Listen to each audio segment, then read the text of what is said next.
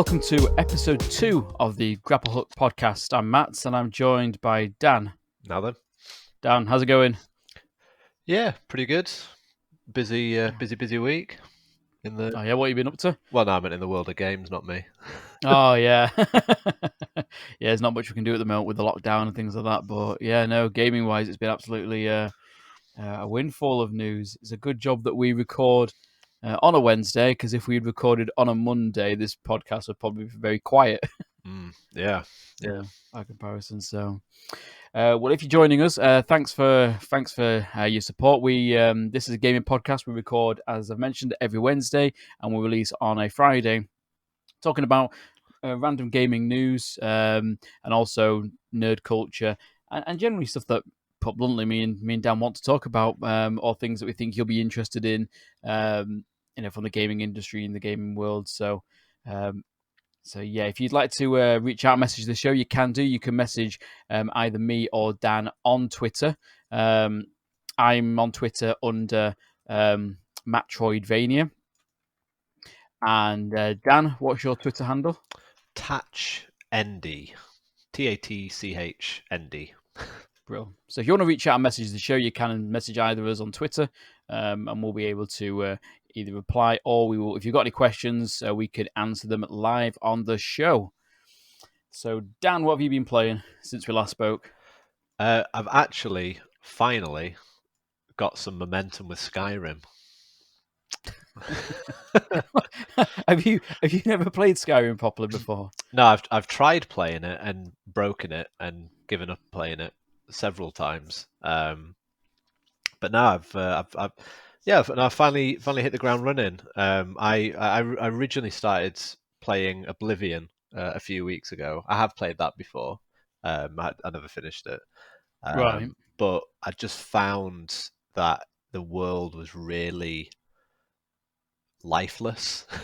Yeah. It's just, and obviously it's it's a 360 title, and I understood that going in, but it just felt a little boring running around. It just, I don't know, it just didn't feel, I wasn't feeling it. I'm still going to go back to it and whatnot, but I thought, no, I'll give Skyrim a go. But the problem with Skyrim on the PC is I've never been able to get it to work.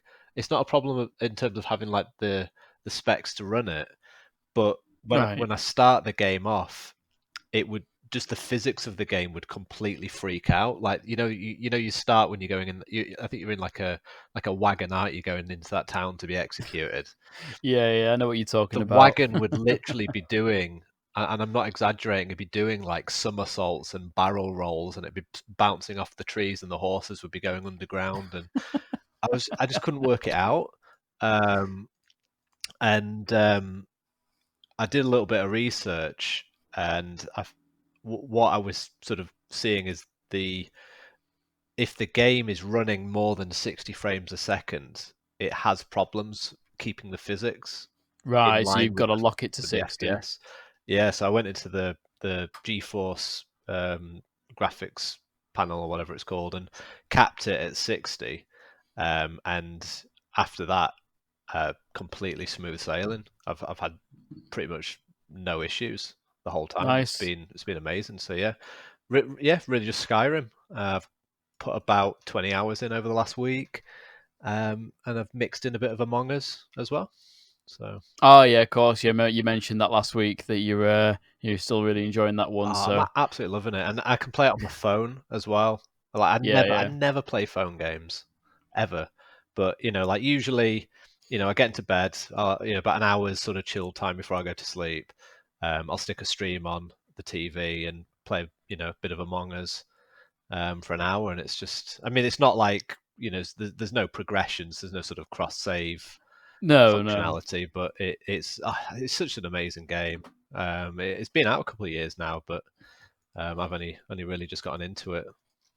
Nice. I was just thinking about when you mentioned Oblivion and kind of looking back at when that game came out, and that game came out 14 years ago, which is absolutely obscene. I remember booting it up on the 360 for the first time and being like blown away by, I still think it's one of the most pivotal moments in gaming where you're in the game starts and you're in the prison, and then you leave when you leave the prison and the light hits your face basically, and you're like blinded by the light, and the game starts. It's very similar to what happens in Fallout, the beginning of Fallout 3, that same thing. But I recently jumped back to Oblivion because it was available on Xbox One X, Oh, and okay. it got a 4K enhancement patch for it. So I thought, wow, okay, let's see what this looks like, and it's amazing how rubbish it looks. Even an increase in resolution can't hide how dated the game looks.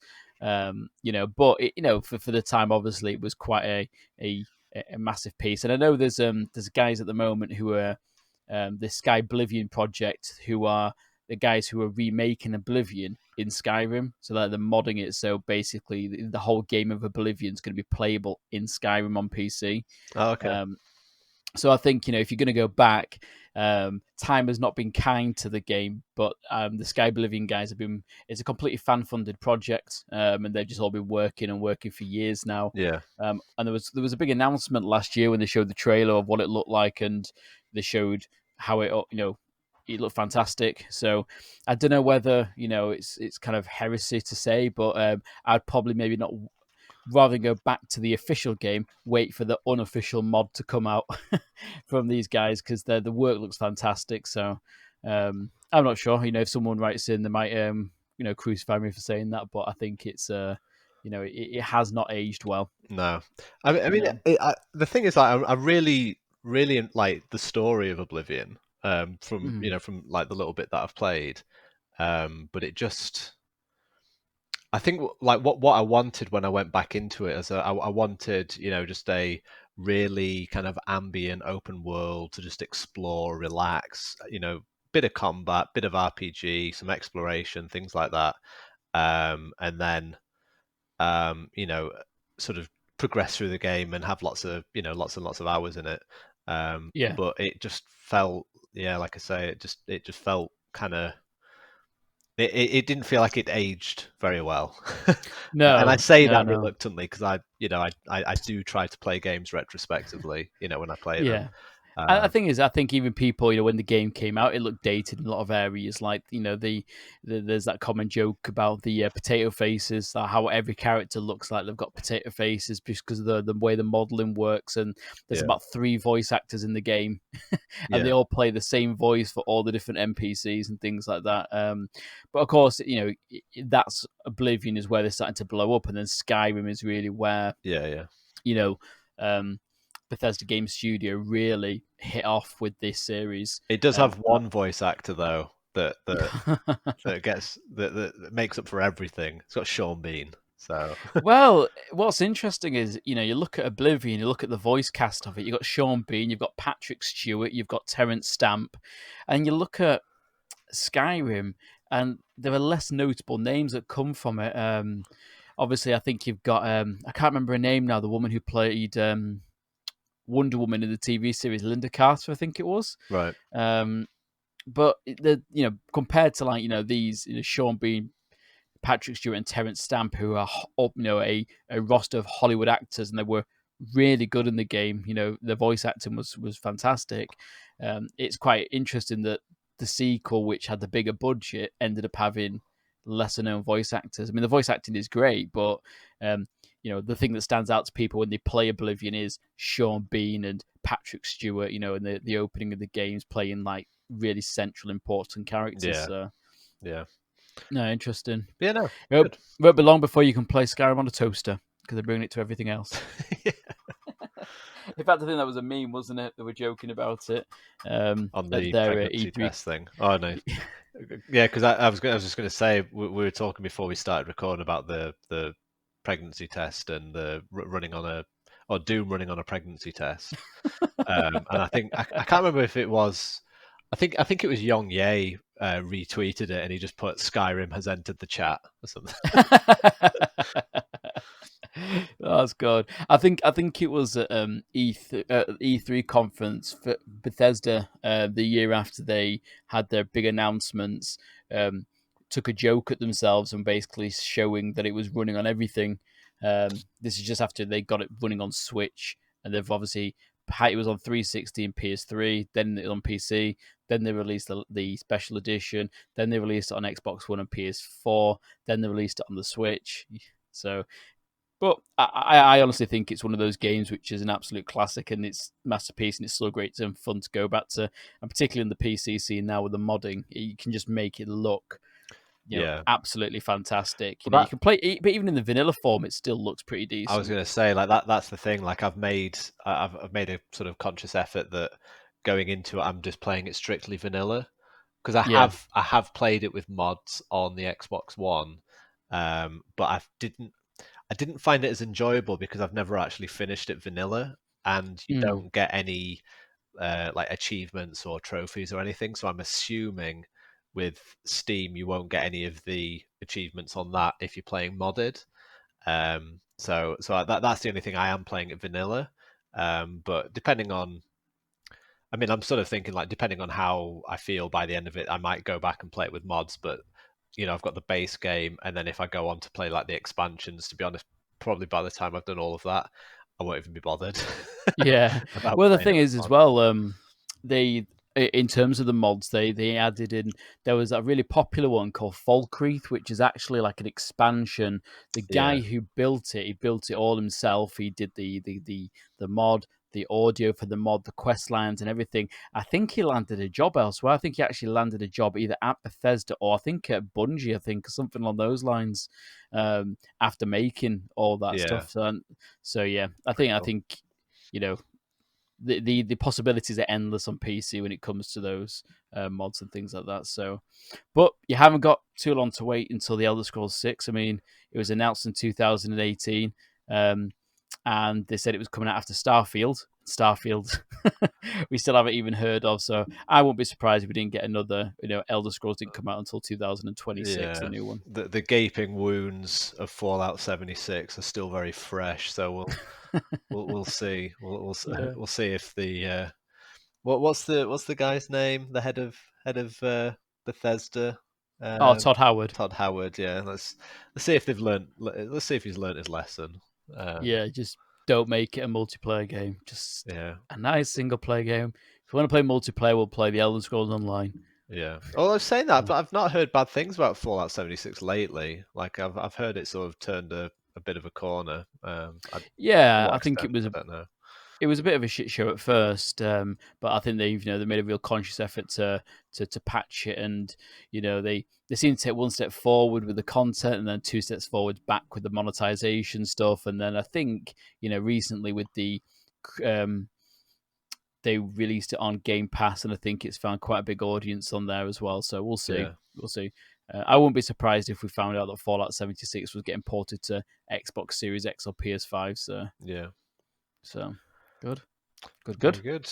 How about yourself? Have you been cracking on with a bit more Sea of Thieves? You were.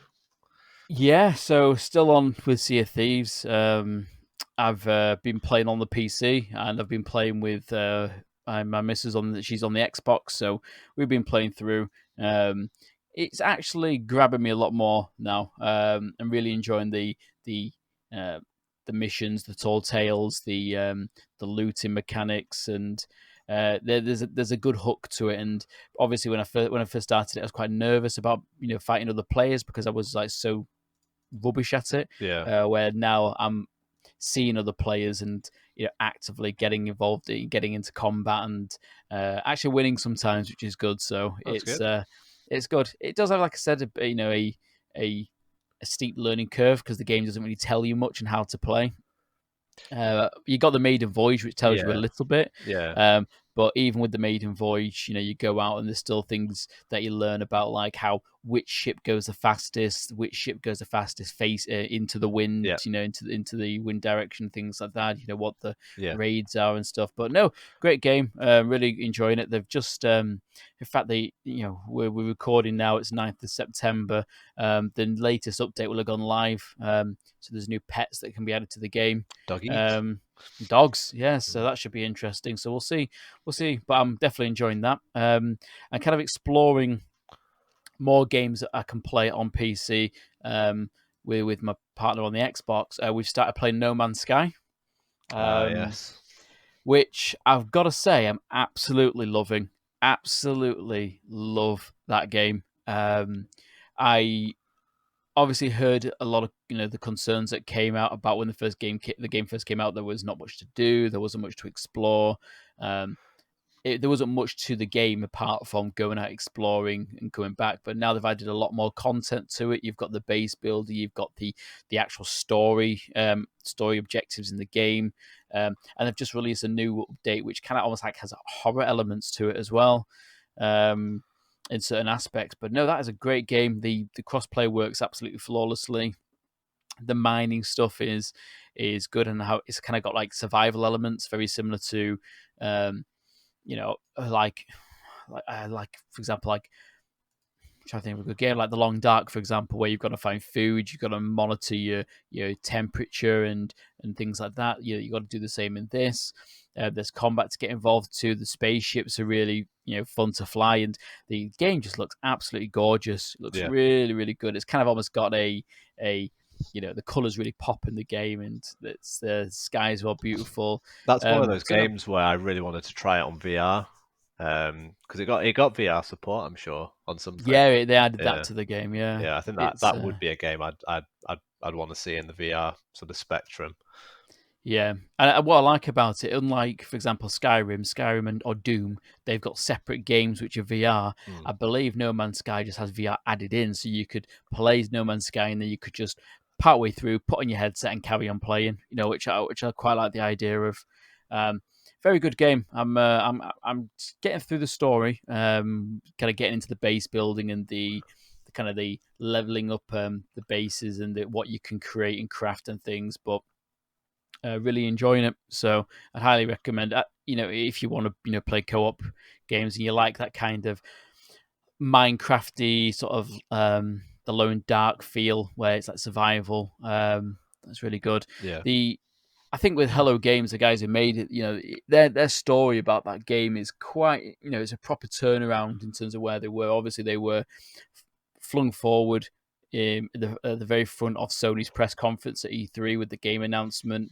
They're just a small indie studio. The game came out. It didn't meet people's expectations because they thought it would be a lot more there'd be a lot more depth to it than there was.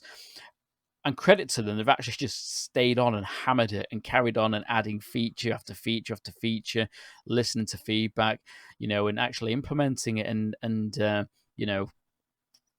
adding all this stuff completely free of charge. They could easily have just released a game, this is the game, sorry, it's not what you wanted, and they've just done a runner with all the money, but they've actually stayed and persisted and actually improved the product to, and constantly adding new updates as well. So I've got to give a little, got a lot of credit for that. A lot of, positive vibes from a studio who's willing to put that much graft in. Yeah, I think that's the difference between something being a sort of a money making project or a passion project. They obviously, they're not just in it for the money as such. They're in it to make games that they love playing. So like I say, a lot of developers would and have in other cases ran away from challenges like that, but they've obviously risen to stepped up to the plate. Yeah, exactly. So kudos to them. I think they do a lot better, a lot better than other studios have done. Similar stuff. Anthem comes to mind, where they've basically just kept the game and they've decided, right, we're gonna take the game away and we're gonna relaunch it. I'd be interested to see if Anthem 2.0 actually is a free update to people, or if it's actually a chargeable experience, a chargeable cost that you have to pay. So, yeah. Well, I think we've kind of alluded to the amount of news that's come out over the past, I want to say, really 24 hours. It's been we've been joking before about the fact that we've just not heard anything about any of the consoles. We're getting so close now. We're not having any announcements, and then all of a sudden we just got all this kind of news coming out from Xbox. So, kind of run through Xbox here and what they announced yesterday. I think yesterday morning UK time. Microsoft, basically there was a leak which showed off the new Xbox Series S, which is the miniature version of the Xbox Series X. It'd been widespread known that this was a thing.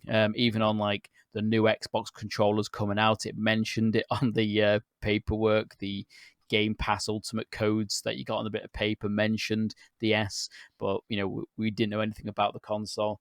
And after months and months of Microsoft and Sony kind of playing chicken with the console pricing, Microsoft blinked first after the leak. And the Series S we know now is a smaller, less powerful version of the Xbox Series X. But what we do now know is the pricing. We know it is £249.99. It launches on November 10th.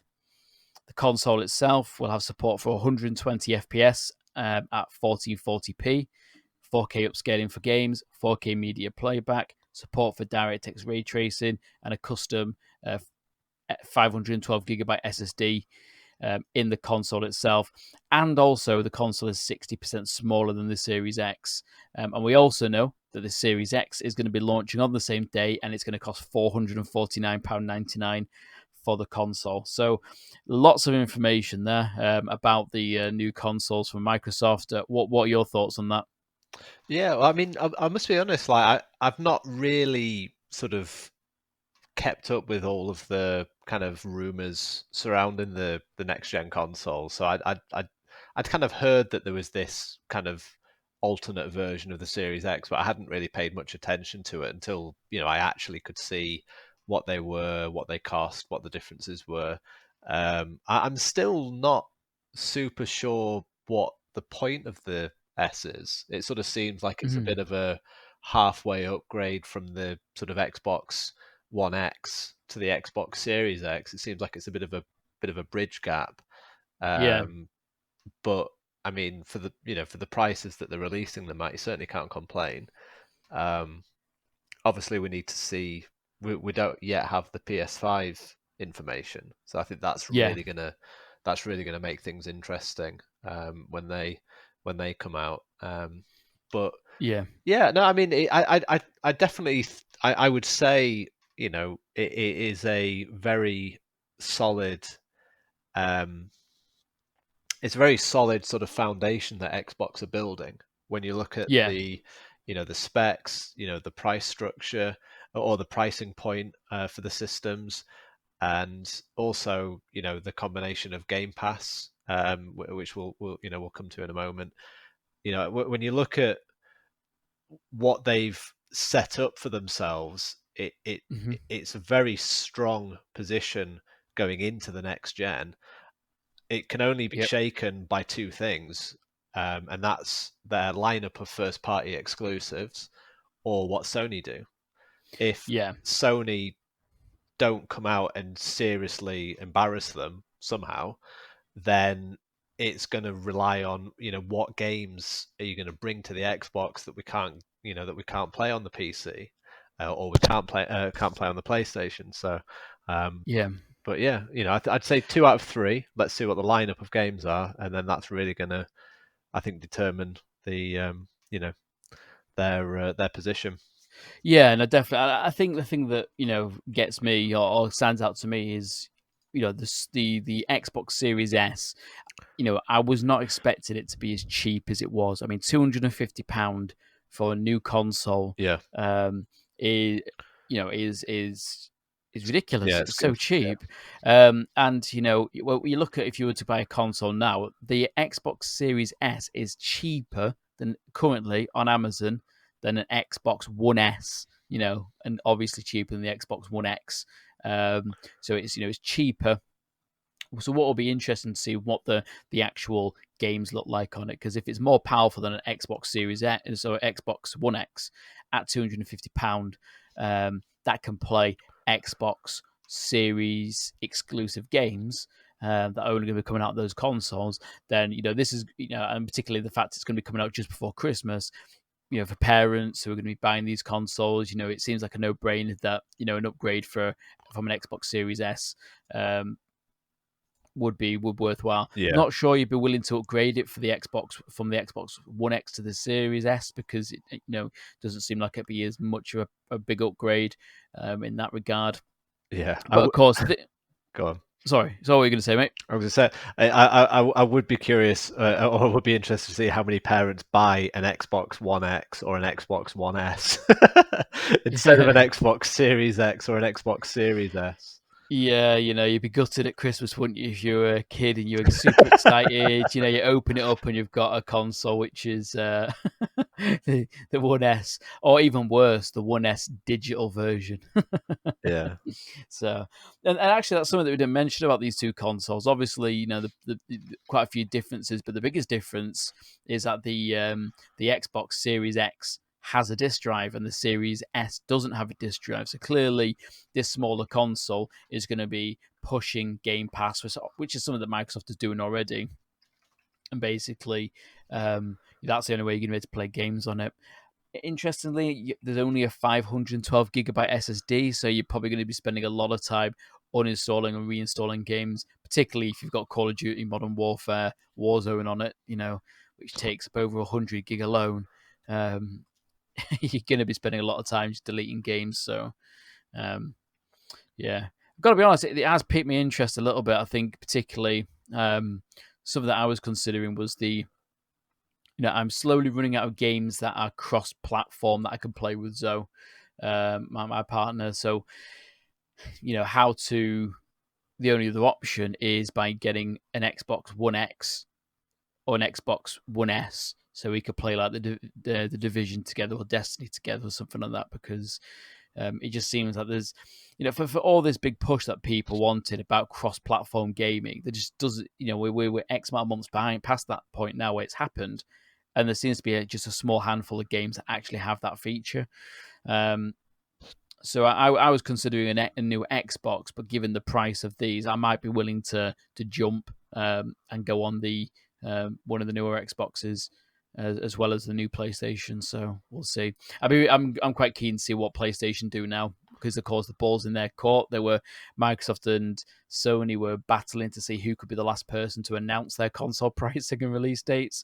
Yeah. And Microsoft had to jump first after their console got leaked, so we'll see what happens with PlayStation. But I don't know I if would it be was very really leaked. Do you know what I'm well. saying? Yeah, I always look at that with a bit of suspicion.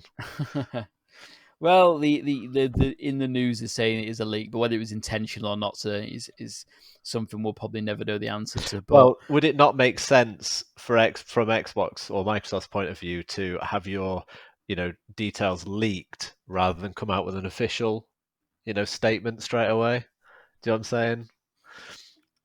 I'm From not from sure a really, because from an announcement point of view, because yeah, if they come out, all guns blazing like this is it, guys, and then and then PlayStation, just slide out after and say hello. Do you yeah, know what I mean? It's sort of, but at least Xbox can say, well, our announcement was, I don't know. It feels like they're safer from a leaked position yeah. I than mean, it is from an announcement. I can't forget his name. I've forgotten his name on top of my head now.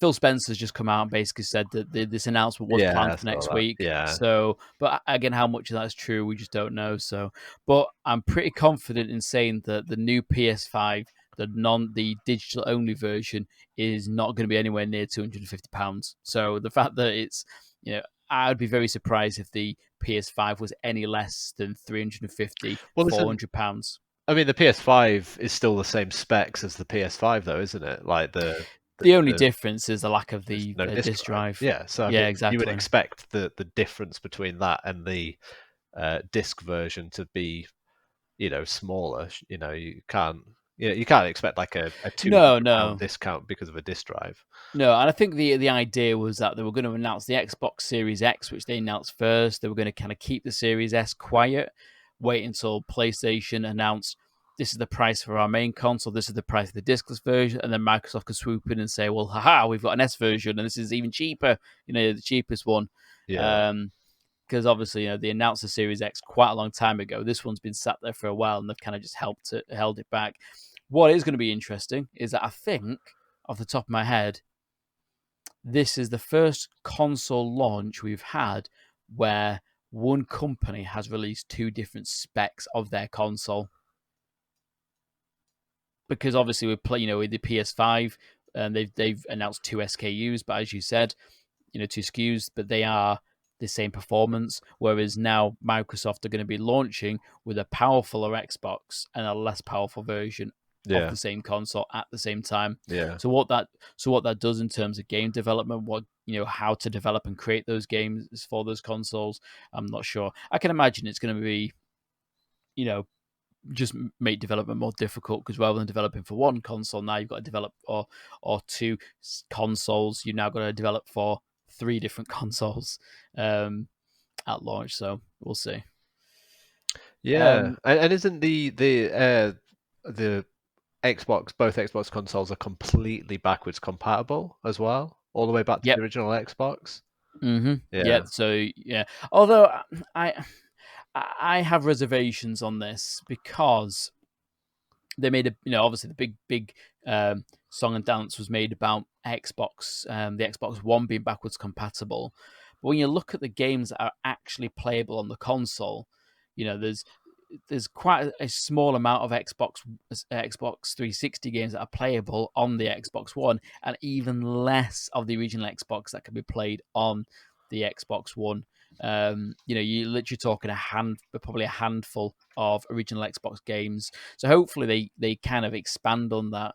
And one thing that I do think is good that Microsoft do with their backwards compatibility is that they actually do enhance some of their older games to be on the new console. So, for example, I've just I ordered Hunter the Reckoning on from original Xbox, which I've now got.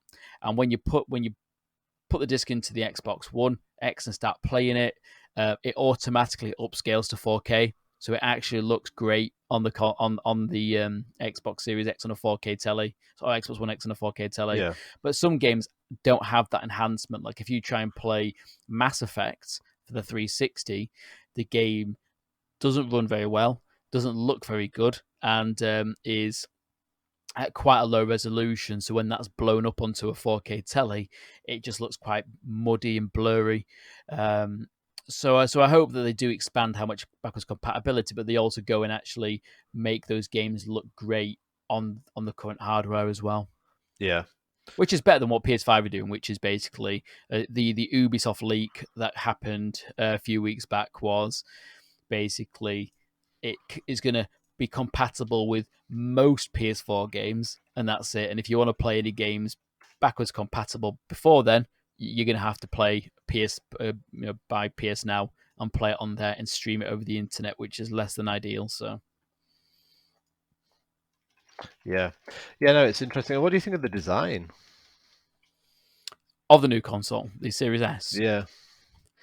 I don't know why they changed the color of the grill to that little black circle. I mean, I think it would look completely fine if it was the same color as the rest of the console, like the Series S, the Xbox One S is at the moment, which is just all white, and the fan section is white. But apart from that, I think it looks like a tiny little machine. It is tiny, it is a really small console. So Yeah. What about you? Yeah. Well, I saw the S console before I saw the X, and I remember when I saw the S console, I was like, "Isn't that like black circle? Isn't that supposed to be on the top?" Do you know what I mean? It was just I was a bit thrown off by it, but I don't know. The word that comes to mind when I see those consoles is they've played it safe. Do you know what I mean? Yeah. It's a very safe looking console. It might look better like in person than it does on pictures or on video, but I'm not blown away. But then to be honest, like with the PS5, it was the opposite. When I saw the PS5 reveal, I was like, whoa. But then the more I look at it, it's like, really? Yeah. Do you know what I mean? It just yeah, and I think to be a lot of that, I don't know if you've seen that picture that it's done the rounds on Twitter, Reddit, whatever, and it's basically a modem with two A4 envelopes next to it, two white Yeah. A4 envelopes. sat next to it, and it looks exactly like a PS5. So I can't unsee that now, and maybe that'll be different. Maybe when I see the PS5, I think, oh, actually, it looks good, but neither one of the consoles make me kind of think like, oh yeah, I can't wait to get one of those. Like the PS4, I'd say aesthetically and in every other way, won last generation. In terms of, Yeah. but just its appearance, it looked so much better than the Xbox One. I think all of the Xboxes from this sort of last generation have looked pretty mundane, pretty sort of safe options. And I appreciate you can only make consoles look so different. Do you know what I mean? Like that, you can only do so much with them. But Yeah, of course, yeah. yeah, but this one, this generation around, like, do you know what? If the games are good, I don't care what the consoles look like. But just basing it on how they look, which isn't a very good measure. I wouldn't say there's really a winner in either side at the moment. No, and I'd probably controversially, I think that the Series S is probably the nicer looking one, just in terms of the actual shape of the console, because the Xbox Series X is quite, Yeah, it's an awkward shape to be fitting into like a display unit or anything like that, and the PS5 looks, with the disc version has that kind of weird bulge where the disc drive is fitted in, yeah.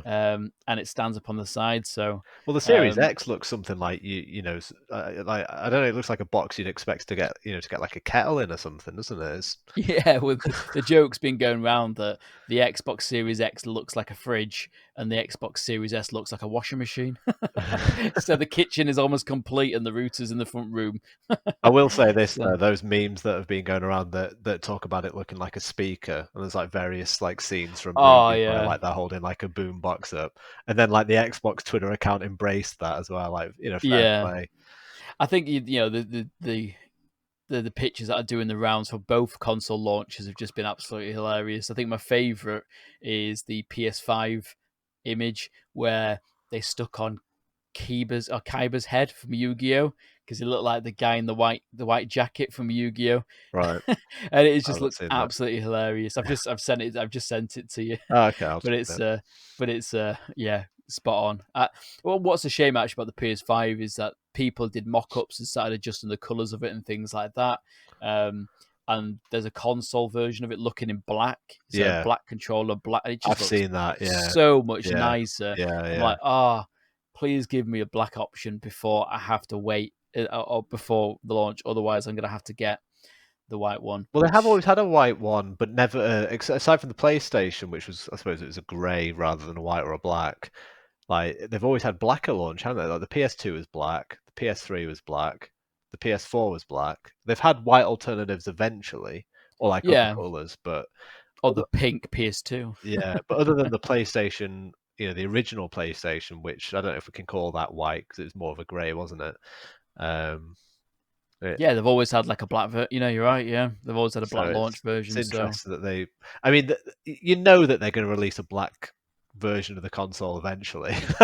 It's yeah, just inevitable, isn't it? yeah, and especially how good it looked as well. And some people did mock-ups based on the games. Like someone showed off a Miles Morales mock-up they did, Yeah, I think which I've just seen looked, that. yeah, great. So we'll see what happens. Yeah, It's a good way for Sony or Microsoft to get excitement when they build like an exclusive version, like they did with God of War PS4 or the Spider-Man PS4 or the Last of Us PS4. So I'm sure we'll get plenty of those still. So. yeah, I kind of still talking about the Series X and Series S console. Obviously, we know the prices: £450 for the Series X or £250 for the Series S. If those sound like expensive, too expensive to drop money on, coming up to Christmas, they're actually adapted and updated their finance options. So with the Xbox One X, they released the Xbox All Access plan, which is basically a way for you to pay monthly installments to get the console. Um, they've announced them for these two consoles, and the price is ridiculous. Again, so to get the Xbox Series X, um, and Game Pass for 2 years, it's £28.99 a month. And with the Series S, it's £20.99 a month. But when you actually look at how much, if you're buying Game Pass, which is £10.99 a month, I did the math when I saw this. I was like, I've got to check this out. If you bought the Xbox Series X Yeah. and bought 24 months of Xbox Game Pass Ultimate together, it would cost you £712.76. Yeah. Whereas if you buy it through Xbox All Access, it's going to cost you £695.76. Now, £695.76 may sound like a lot, but when you deduct how much Game Pass costs for 2 years, it actually means you're going to get the Xbox Series X for cheaper than if you bought it in full price at launch, which is an interesting one. So Yeah. obviously, having it's going to be a good option for people who don't want to drop that money on at launch, and obviously it comes with Game Pass for 2 years as well, which is just gaining in value for the cost as well. So it's nice that there's not only have they come up with competitive pricing, but they've actually come up with competitive ways to pay the machines off, Yeah. rather than having to fork out £450 up front for the console and then all the games that you need to buy extra with that as well. So The cynic in me wonders how are they going to deal with, faulty consoles on finance plans. That would be yeah. my. I mean, surely the warranties still stand, but if it's a 12-month warranty and you're paying it off over 2 years, it just That's a good thought. And the thing is, I'm assuming, I mean, the finance provider in the UK is going to be Klarna, and you can get them through Game or through Smith's Toys, but they're they're not hire purchases or anything like that. It's just finance. So I believe when you get the console on your you fix some loan agreement, you own the console from day one. So you're right. If the console broke month 13th or 14, you're still going to have the rest of the finance to play and nothing to pay it on. So hopefully we're not going to get another Red Ring of Death situation yeah. where the initial batch of consoles are going to be faulty. I just I think think with launch consoles, you just got to accept that there is some sort of risk involved, in owning a launch console. If not yeah. if not only for the fact that it's very unlikely that you will have that for the entire generation cycle. Like at some point, you're probably going to have to, to either replace it or something will come along, like an Xbox Series X, Series X. Yeah. Something better will come along. Just the naming of these consoles are just horrendous. I Yeah, mean, I'm pretty sure that talking about these two consoles, I've already got the names mixed up and things like that. So, yeah. um, I think Xbox really made a mistake not just sticking to Xbox One, Xbox Two, Xbox Three. I know it's boring and it doesn't, but I think they tried to get way too fancy with the whole like 360, like the 360 Lite, whatever else it stood for, yeah, and then they went to the Xbox One, but it's like, well, we've already had an Xbox One, so this doesn't make sense, So yeah, it's just, I just think like I think that is for all for all the mistakes that Xbox have made with other things like that to me, like as an overall thing, like why didn't you just call it Xbox 1, 2, 3, 4? Yeah, like, yeah. And the thing is, if you're gonna name the console, at least make it sound very different from from its predecessor. Nintendo's a good example of this. Obviously, every console that came out had a very unique name. You had Xbox Series X, you had Xbox Series S. No, sorry, what am I talking yeah, about? Nintendo. You had the N64, you had the GameCube, you had the Wii, and then they made the era that Xbox has now made, which is they then called the sequel Wii U. And people were like, "Well, I've already got a Wii," and it's like, "Whoa, this is a different one. It's got a U at the end of it. See, it's a different console," and it just completely confused the message. So they had to really, change, the complete messaging there. So interesting. But I think the fact that they've tied in Xbox Game Pass with the console, and made it competitive prices is interesting, and even more so now because you're going to be getting more bang for your buck when it comes to Game Pass, because they've just also announced that EA Access is included in it as well. So not it's EA Access and Origin Access, which were are now called EA Play, are now going to be included in Game Pass. So you're going to have all the EA games that are included in those services like Battlefield, FIFA, Madden, um, all on there for no additional cost. And is the EA subscription services, is that access to their sort of flagship games at launch, or is it until they sort of get put into the archive and then you have access? Yeah, so no, it's not. So basically, on PC, for example, you've got two different services. You've got the Play, and then you've got the Premier version. So the Premier versions, I think it's like £89.99 for the year. Off the top of my head, that's what I just think, and that includes new games when they launch automatically. Or you can have the cheaper version, which is £20 for the year, and that has you know EA games on it, and it also has other games as well that are outside of EA, at least on the PC version, that get moved to the console. On console, EA Play only has EA games on it, and they're all typically older games. I think the last game that was added to EA Play was probably UFC 3, was it? Right. So you're not Or getting like the next FIFA or the next Madden. No, no, no. Right. So like the most recent games on there are things like Anthem. I think Anthem was the one that came shortest after launch, and that was 3 months after launch. But that's because it was Anthem and no one else was playing it. But like Battlefield V, I think it was a year after that game Right. came out. So Battlefield One was I think a year and a half, 2 years. So um, I mean, it's a pretty nice addition, I suppose, to the service. You're going to get an extra 60 games for no additional cost. Yeah, you can't Uh, really argue that it's. I mean, if they were saying, "Oh, and it's an extra £2 a month," then it'd be like, "Yeah, no, I'm all right." Yeah, But exactly. the And the fact, thing is, as well as because it's Ultimate, that includes the PC version as well of Game Pass.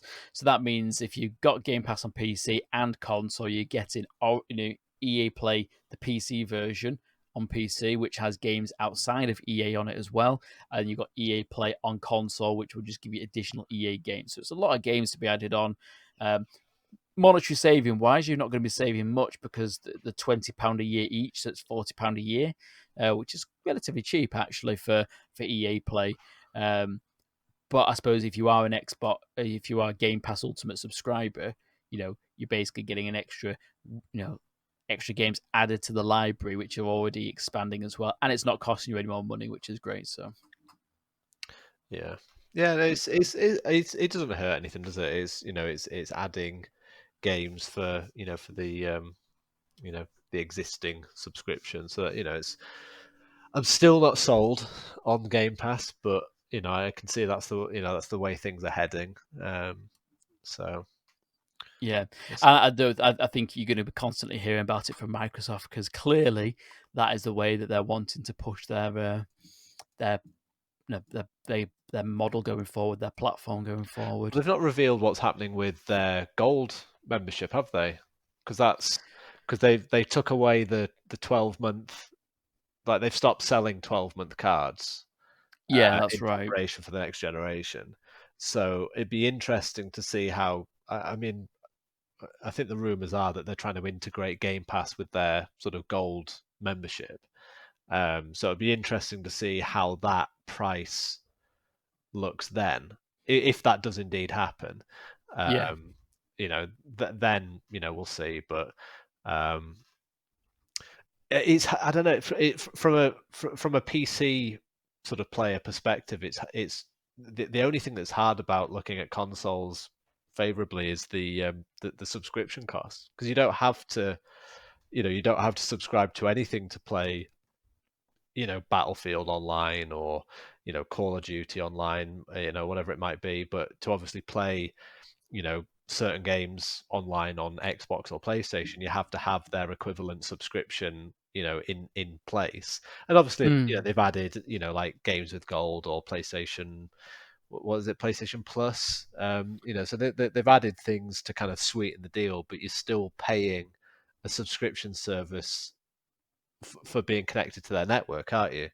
Um, so Essentially, yeah. so I think we'll sort of see what happens with the Game Pass, and how they, if they integrate that into their gold subscription. Um, Yeah, which I think going forward they're going to be aiming to look at getting more people onto Game Pass and slowly converting people up to onto the subscription. I mean, if you look at the game offerings that you get with games of gold, the quality of the games coming through now have been declining for a while now in terms of the quality of the titles that They're are on running that out. service. So, but I think they've obviously there's still plenty of Xbox One games that you could apply for. We're getting this month was probably the best in a while actually, and we've got The Division, which has been out for quite a while. And in fact, Ubisoft were giving it away for free on PC, I was going to say I've got regardless. that for So free on PC, and I'd have to pay to play it. exactly. So we'll see, but I could not see them getting rid of the subscription cost just because it's a way for them to get more money from it. So we'll see. Yeah. Yeah, we'll see. I mean, it's for console players, it's obviously something that they're used to. I was used to it for a long time. Having to get a 3-month card or a 12-month card or whatever it might be. But I'd say that's definitely one of the nicest things about PC gaming. By comparison, it's free. You Yeah. don't have to pay to play it. So Yeah, exactly. Yeah, and I think what is interesting is when you play something like Sea of Thieves, where if you play on an Xbox, you got to pay online, but if you're playing on PC, you don't. yeah, And it's exactly. Yeah. like, hang on a minute, we were actually playing on the same servers. What's the crack? So I don't know. I think it was a sticking point, particularly when PlayStation 3 used to be free online, but of course now the PlayStation charges. Xbox charges and even Nintendo Switch charges. So I think it's just a way of the norm going forward. So Yeah. Yeah, yeah. um, We'll see what happens. See how it yeah, all comes together. yeah.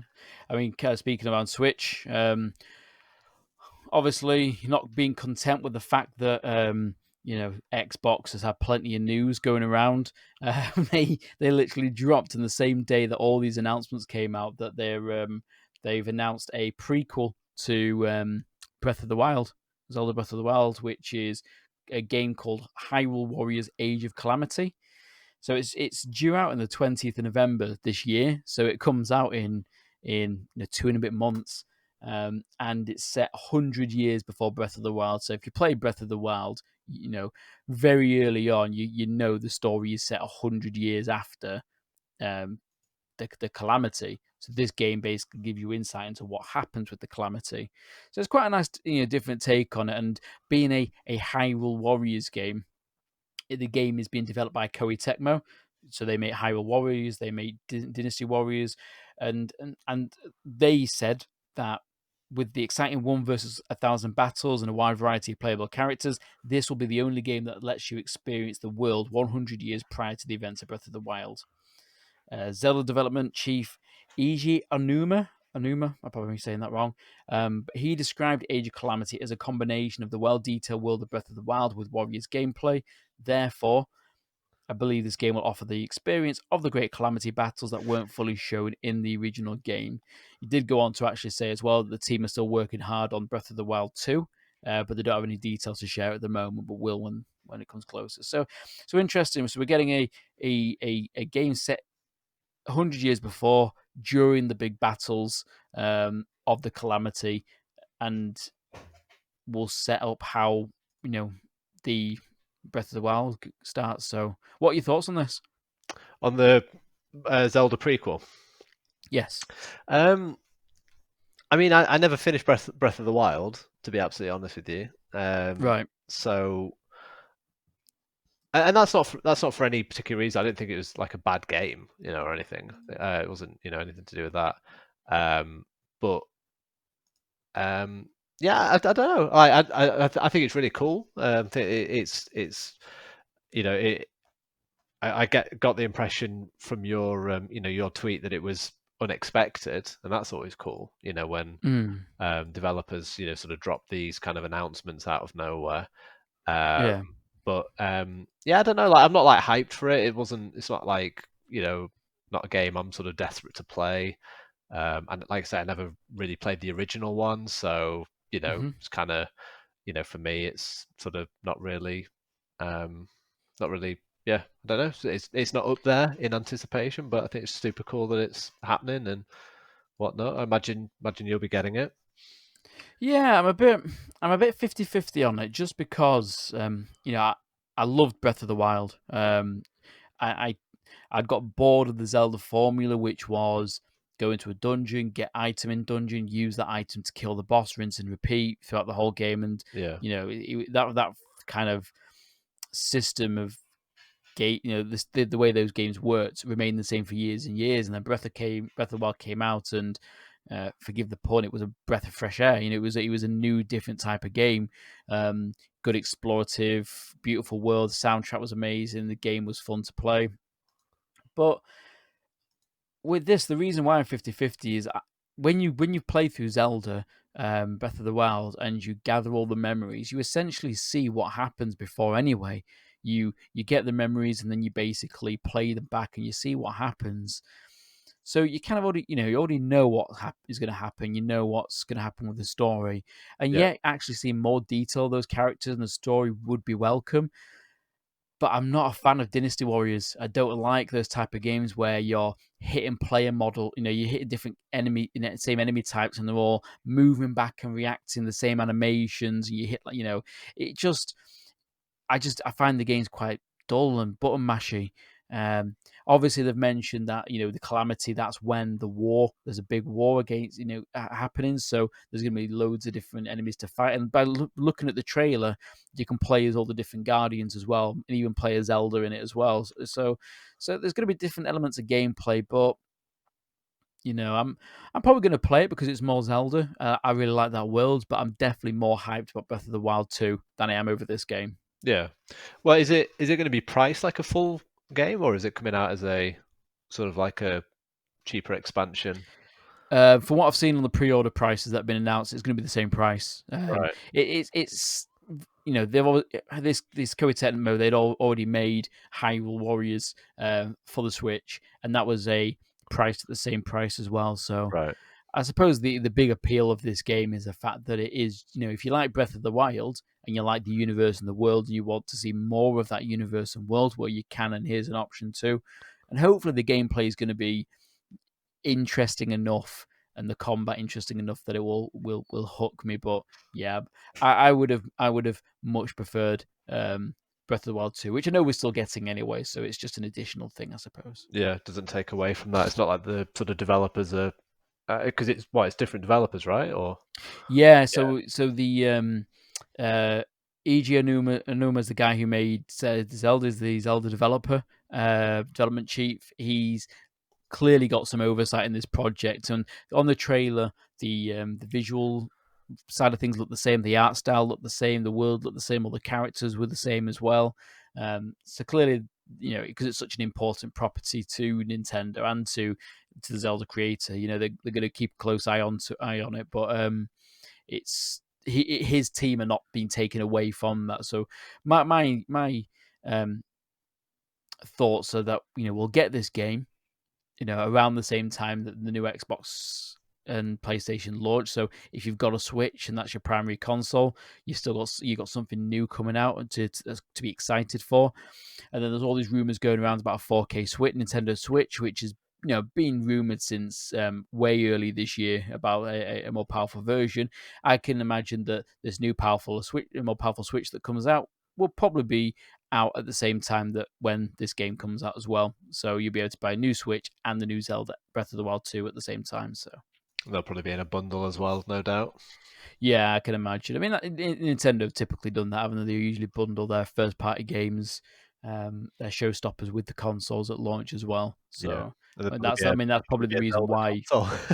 Yeah, this was a Zelda console. Yeah, they probably sold a whole 4 copies on the Wii U. Because I think most people were like, I'm not going to get a Wii U. I'll just wait until Switch comes out because I know I'll be able to get that game at launch. So, and I'd argue it's still probably one of the best launch games for a console to date. Yeah, It's definitely in there, the top three. So, bro, that was quite a lengthy one. That one. There was quite a lot of news to go through. busy But I week. didn't really feel like. Yeah, I didn't feel. Obviously it went on for a bit longer than normal, but I didn't really feel like it's worth cutting corners to make the episode shorter. Um, skip some of the important news that's gone on. So, any closing thoughts on what we talked about? No, I think hopefully before next week the PlayStation will have come out with their counterpunch, and we'll see how that sort of stacks up with the Xbox announcement or the Xbox leak / announcement. But yeah, I think we've covered most of this week, and then we'll see what we've got to talk about next week. Yeah, I'm looking forward to when the announcement comes out on PS5, because then we will know the power, the specs of the machine, and we can actually make head-to-head comparisons with what the launch lineups are going to be looking like and what these consoles are going to be when it comes to price versus power and quality. So Yeah, that'll be good. yeah, definitely. Well, I think we'll call it quits there then. So thanks for tuning into the podcast. Like I said, you can message the show by contacting me on Twitter at Metroidvania. And Dan, your Twitter handle is at TatchND. So reach out to either of us on the show. We would love to hear from you. So we'd love to hear what your thoughts are. Any changes you recommend, any questions you have for us, send them through and we'll read them out on the show. Until then, we'll catch you next time. Bye.